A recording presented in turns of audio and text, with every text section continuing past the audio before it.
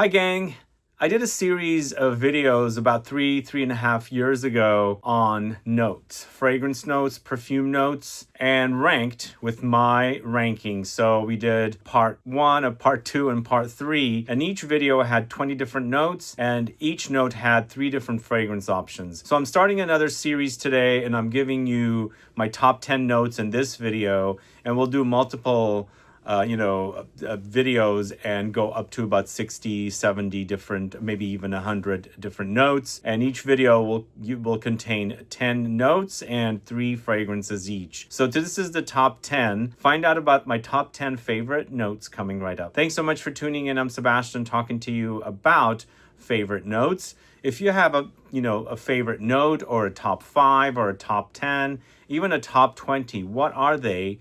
Do let us know. Add a comment in the comment section. And if you want to go to the extent of listing, a fragrance for each note or a couple of fragrances for each note, that will be great. So I can find out what kind of fragrances you guys are into.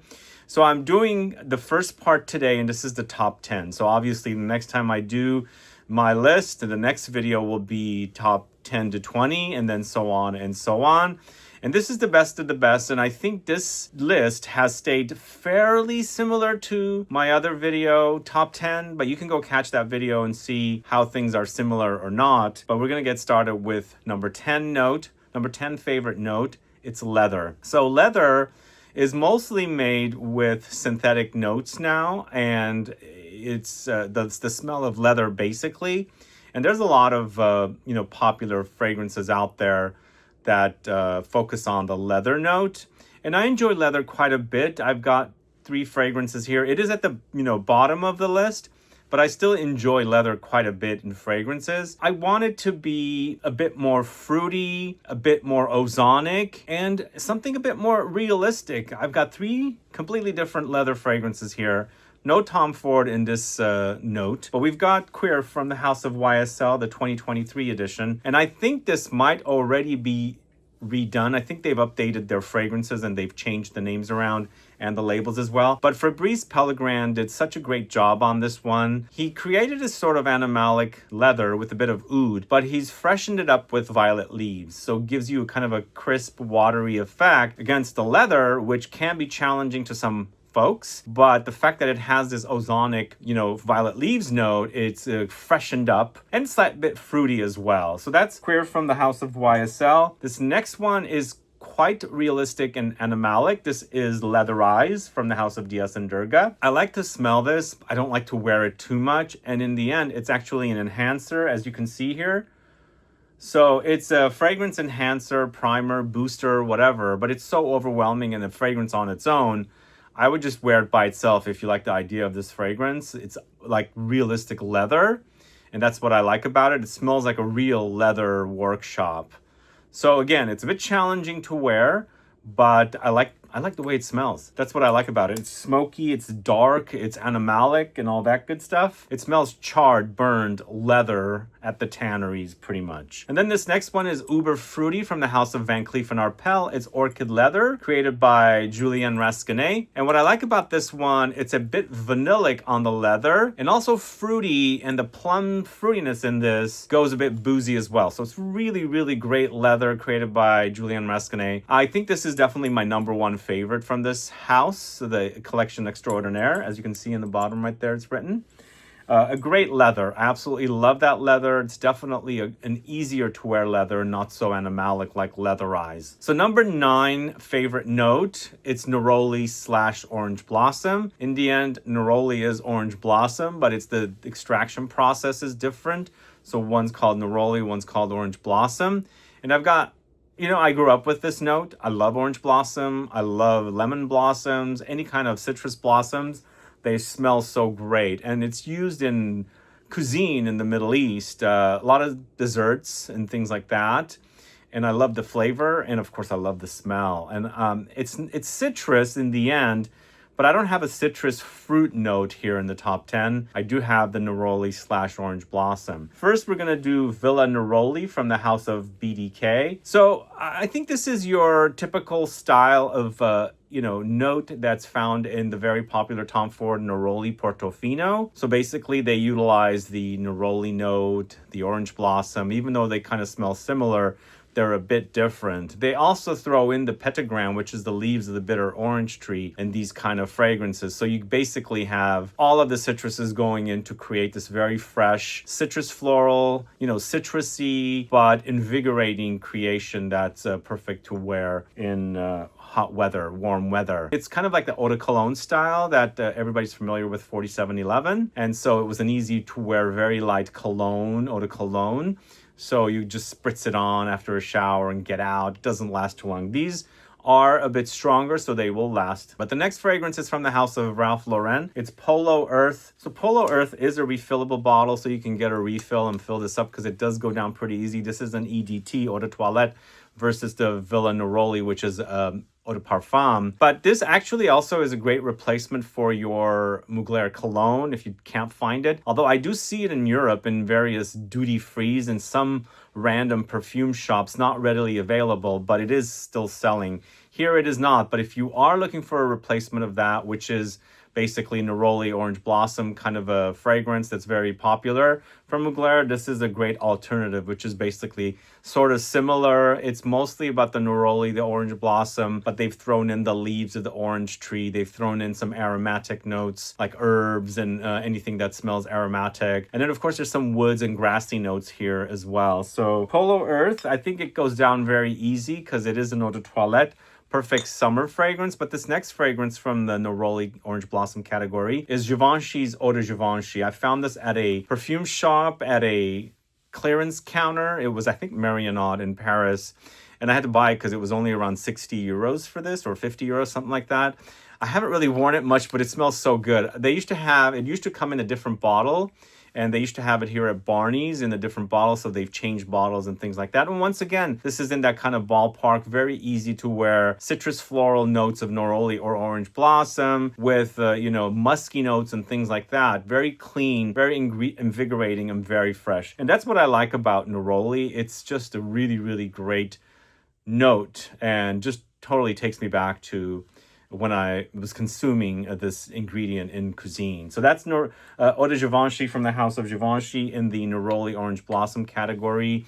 That was number 9. And number 8 favorite note is Iris or Orris. So sadly, I can't include Dior Homme Parfum here anymore. The new Dior Homme Parfum sucks. Big time. Hate it. But I'm going to feature the Dior Homme Intense because for me, it's still the same DNA. But I have not the current version, which I believe there's a new 2025 edition. I haven't, check that one out. If you have any info on it, do let us know.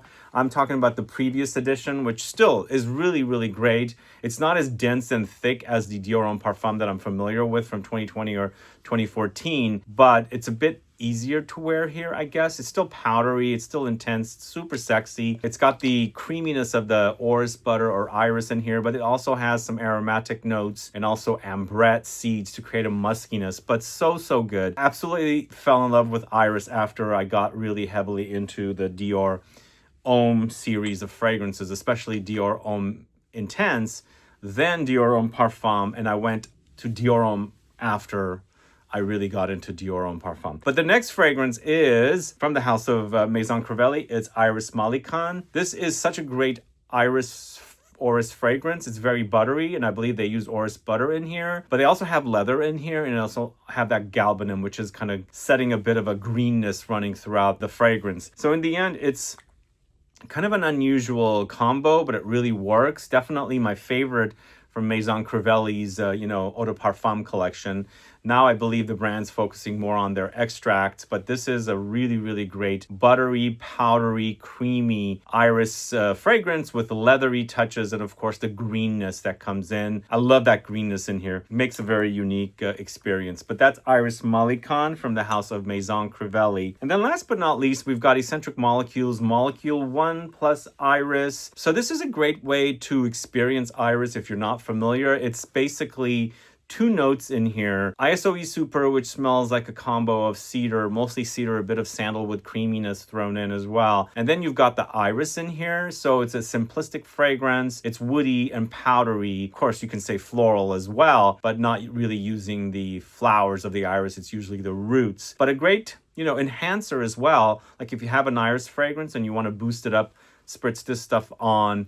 First, let it dry, then spritz on the iris fragrance. It should kind of marry it and complement it and boost it up a little bit. Not too much, but there's some, lengthening of the wearing experience. But it's a simplistic fragrance.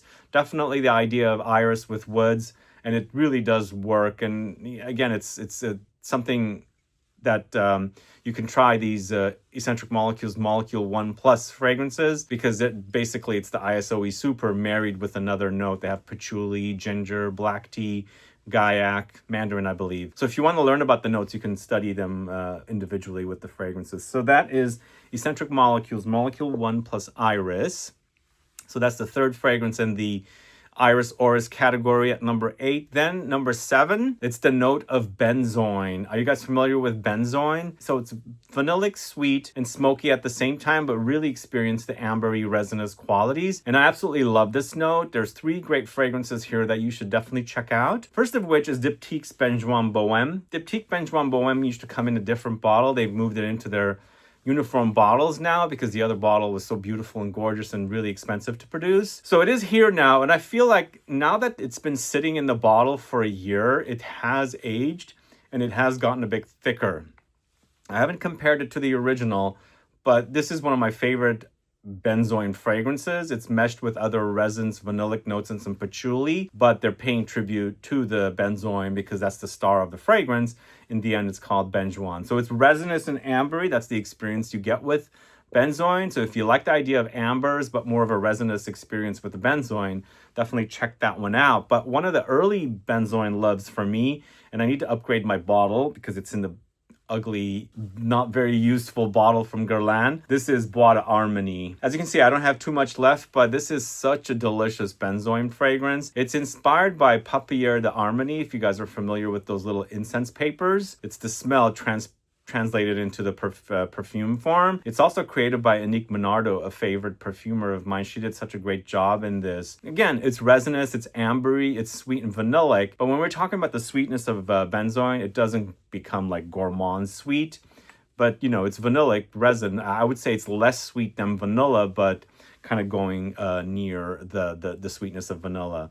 But a great fragrance, Bois d'Armenie. Again, such a great offering from Guerlain. A great amber with a benzoin focus. And then it's Effervescence Vanille Benjoin is what it's called. Fairly new in my collection, but a great combo. Very ambery once again. It's just basically, you see a lot of benzoin next to vanillic notes in fragrances if they want to take the fragrance into the ambery direction, which is what they've done here. Most of the time, vanilla with gourmand notes, but vanilla is also used to create, an ambery experience. And so they've combined the two together. So basically, you've got a really great, almost Shalimar-esque experience here with this combo. And it's a really, really great ambery offering with the highlight of the vanilla with the benzoin here. So that's Effervescence Vanille Benjoin, and that's the 7th favorite note featuring benzoin. So I kind of went through a lot of different notes and I made sure this was a perfect list, and it turned out to be a great list for me. But, everything that I'm recommending here and the notes breakdowns is what I'm feeling currently. It could change later. But this next note is a favorite note of mine. It didn't fit into the top 5, but it's just outside of it. This is musk. So number 6 favorite note is musk. And the first fragrance we're going to talk about is Born to Stand Out's Filthy Musk, one of my favorite musk fragrances as of late. Really, really love this. So in this category, you can go a bit naughty and animalic musky. You can also go clean musky. I'm focusing on the more naughty animalic style, more like highlighting a bit of a deer musk, but probably the third fragrance I've talked about here. Not necessarily as much, but this filthy musk is a kind of a deer musk situation because there's animalic notes here. And they basically, toned it down with Swedish notes, sweeter notes. And it's so good. So one of the best releases from this house. Again, my favorite release from this house, and I can't get enough of the way it smells. It's fantastic. You got to be into musk and animalic notes, and you got to appreciate sweet notes, and they've combined them two together. And sometimes I don't like this combo, but it works really great here. So that's Born to Stand Out's Filthy Musk. And then we also have to feature this Nasomatto's Sadonaso. Definitely a great fragrance from this house as well. And both of these are, you know, inspired by the deer musk, but I don't think they're utilizing the real deer musk here. They've created the smell to smell like the real thing. And Filthy Musk is a bit sweeter than Sadonaso, but still kind of on the sweet musky side. And it's absolutely a pleasure to wear both of them. And again, if you want a little less sweetness, a little less gourmand fruitiness like the Filthy Musk, then you would go with something like Nasomatto Sadonaso. So two really great fragrances. And then we're going to end this note with Hugo Boss's Magnetic Musk. So in the end, it is a musk, but it's a lot more happening. For me, it reminds me of a combination of Dior Homme Intense or Dior Homme Parfum, the original, not the new 2025 edition, with Zoologist's Bee. So it's honeyed, it's powdery with Iris Orris plus musky, and the combination is so good. It's definitely my favorite in this collection from Hugo Boss. I think it's just called The Collection. Yeah, as it says right there, The Collection. And really lovely. And if you love those two fragrances and you like it in a fragrance together, it's a really, really delicious offering. The best from this line. And I've mentioned in videos, the way I discovered this line was at Dubai Airport. I sampled the entire line and I walked away with this and I bought it because I loved it. The rest of the line is a bit boring, but maybe I'll do a video of the 3 fragrances I have from the line if you're interested. But that's the musk category at number 5. Then we've got amber, that's at number 6. The musk is at number 6. At number 5, we've got amber. So amber is a tricky note. Amber is created utilizing resins, including benzoin, but they utilize resins and, labdanum and myrrh and frankincense, even vanilla and benzoin comes in, or sometimes a papanax and things like that to create an amber accord. So it's not necessarily a note, but I'm putting it down as a note because there's amber fragrances. And 3 fragrances in this category that I really, really enjoy. First of which is Maître Parfumeur Gantier's Ambre Perso, one of the best amber fragrances dating back to 1988. Powdery, resinous, balsamic. It's, spicy and vanillic, and really one of the best amber fragrances, hands down. If you haven't tried it, please do, especially if you're an amber lover, because that's definitely one of the best ambers. And most people know this one, Francis Kurkdjian or Maison Francis Kurkdjian's Grand Soir. I was going to put down Absolute Pour Le Soir, since it still hasn't, released globally. I think it's still an exclusive at Selfridges. I decided to go with this one. I much prefer the other because it's a bit more animalic, and I like that. This is a bit more mass market, even though it's an amber. I don't think, mass market fragrances smell like this, but it's an easy to wear amber. Once again, it's resinous, it's powdery, and, you've got these spicy notes and things like that, vanillic notes, but he did such a great job with this. It's a really, really wonderful offering. So Grand Soir from the house of Maison Francis Kurkdjian. And the last amber I'm going to highlight here is Ambra Aurea from the house of Profumum Roma. A little goes a long way. These are oily fragrances. They are also linear, so you don't have a top and a heart and a base. It's all one line. So if you rub your hands, which the brand allows you to, because I shot a video at their boutique in Rome, their their main store. And if you want to watch the video, go catch that video. You'll learn a lot about the brand. But yeah, you're supposed to rub it because you're not going to be burning your top notes because there's no top notes here. But again, it's a really smoky, dark take on an amber, much smokier than the Maître Parfumeur Gantier one, and also the Grand Soir from MFK. But this is also a bit animalic, so it's a really, really intense, in-your-face, dark, smoky, resinous amber. So that is Profumum Roma's Ambra Aurea. That's the 5th favorite note, amber. Then we are also going to have a bit of a technicality, boozy notes, and mostly focused on cognac, rum, and whiskey. So I've put it here at number 4. So I love boozy notes, and I couldn't make a cognac and a rum and a whiskey separately. So I've combined these notes together because in the end it's boozy fragrances. And you can't really get the boozy experience from gin or vodka in fragrances, mostly darker spirits. I have yet to see tequila in fragrances. It's my favorite spirit it to drink, but maybe one day we'll see it come up in fragrances. But for now, it's cognac, rum, and whiskey. And I don't know what I've, pulled here. It's just boozy fragrances, but the first one is Old Fashioned by the House of Kilian. Oh man, I can't believe it's so good, so yummy, and it just smells great, and it has great lingering power as well. And I love the way the booziness, is created here, not utilizing a lot of boozy notes with certain ingredients to create a boozy effect. And Old Fashioned, I guess maybe it's inspired by an old fashioned cocktail, but definitely one of the best boozy fragrances in my collection currently. That is Old Fashioned from the House of by Kilian. And then we're talking about Plume Impressions Royal Bourbon, this one right here. And this has been a favorite of mine in this house. Definitely number one or number two from this house. It's a toss-up between another one, I think Murmur d'Eté, created by Canton Biche. But this one also has tobacco, has, lots of boozy notes, caramelly, vanillic, gourmand notes, and just a really great boozy experience. It's basically the whole entire, of like when you're out and about, smoking, drinking booze, and eating, maybe consuming sweet treats and things like that during the holidays, because it does have a holiday vibe.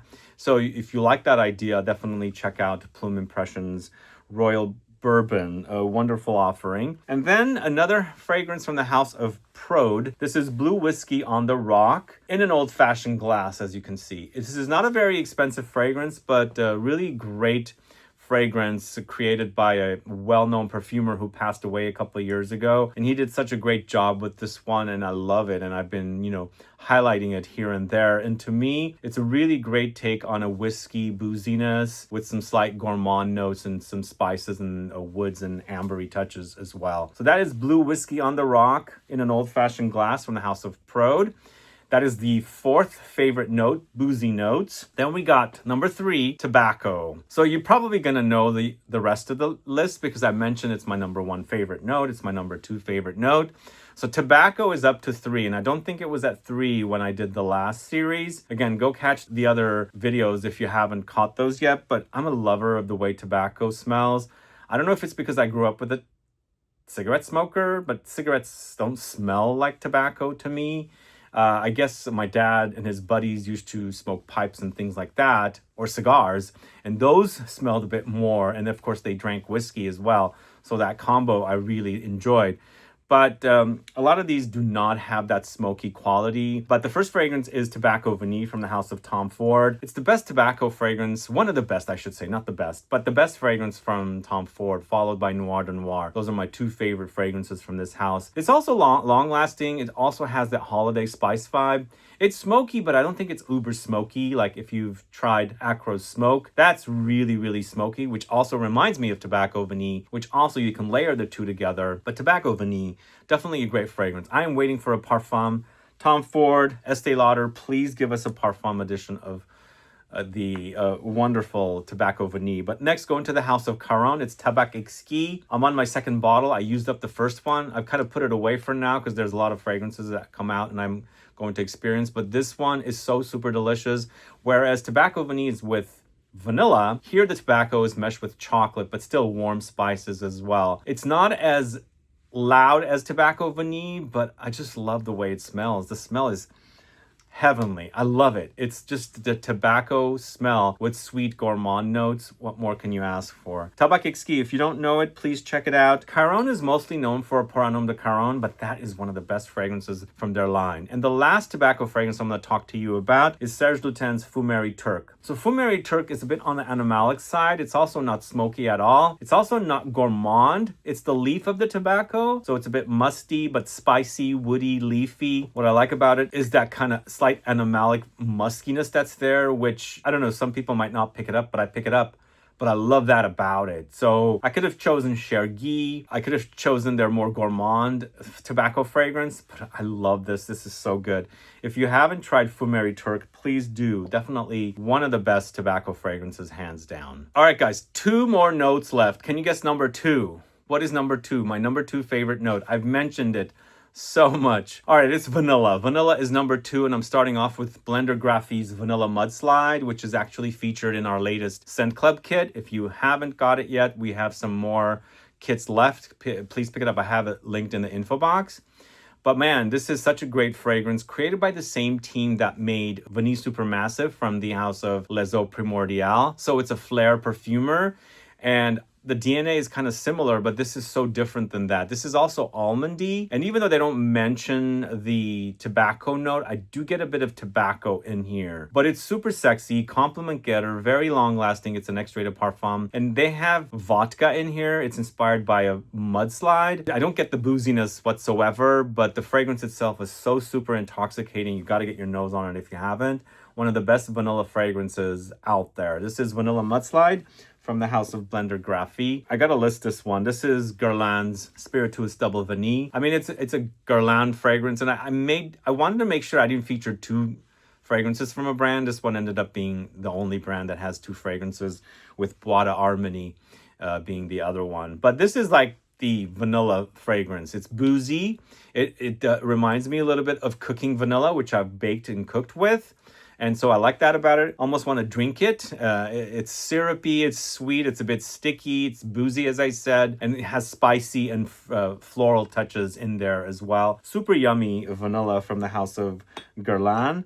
And then this next vanilla is one that I've been wearing quite a bit. It's Paris Monte Carlo's Vanille de Tahiti in the Extrait de Parfum concentration. For me, it's all about the Extrait de Parfum edition in comparison to the Eau de Parfum, because for me, this gets very pulpy, and I think it's the white floral notes that are in here. There's a slight succulent pulpiness in there, which adds this really creamy, smooth layer. So it's a bit tropical, floral, and also very drippy, syrupy vanilla. Super yummy, guys. If you haven't tried this, please do. That's Vanille de Tahiti from the house of Paris Monte Carlo. That is the Extrait de Parfum edition. And my number one favorite note, can you guess what it is? I've spoken about it, guys. You should know. In fact, number one is patchouli, and I got to start with Juice Box's 54. If you haven't gotten your nose on 54, please do. It's a really great patchouli focused fragrance. It does have vanilla. It has pina colada and rum, so it's boozy, it's vanillic. It's got warm spices like cinnamon. There's Havana in here. There's saffron, cardamom, but of course sandalwood and tobacco. Such a great fragrance, really long lasting. And I'm forgetting the main ingredient, chocolate. So in general, for me, patchouli goes chocolatey, but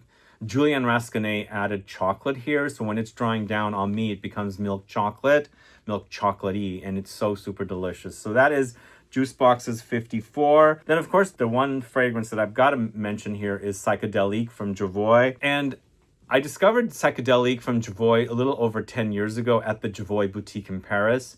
And I fell in love with it there, and I ordered it right after that.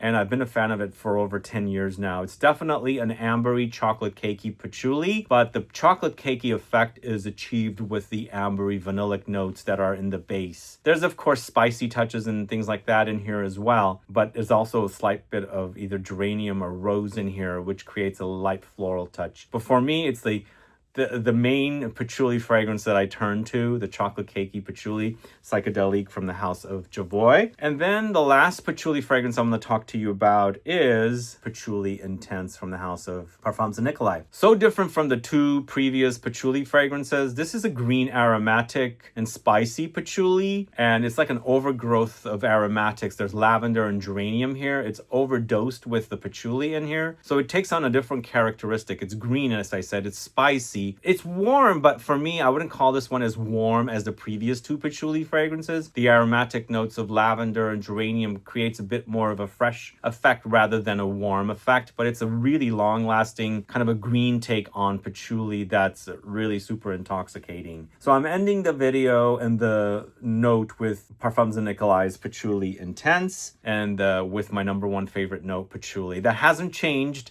And I think vanilla was number 2 in the previous video series as well. And if you haven't caught those videos, as I said, please go catch them, and you'll see how things are. And there's a lot of notes. It's 3 different videos, 60 different notes. There might even be additional bonus notes as well. But in today's video, I'm doing 10, and I'm going to do a part 2 with 10 to 20, and then we'll see if I want to do further. But let me know your thoughts on these notes, and don't forget to put down your top 10 favorite notes. And of course, when you're putting down your top 10 favorite notes, also add some of your favorite fragrances as well. If you have any questions or comments, please list below. Please like this video, please share it. Follow me on Instagram and Facebook, and I'll be back with more videos very soon. Have a good one. Bye-bye.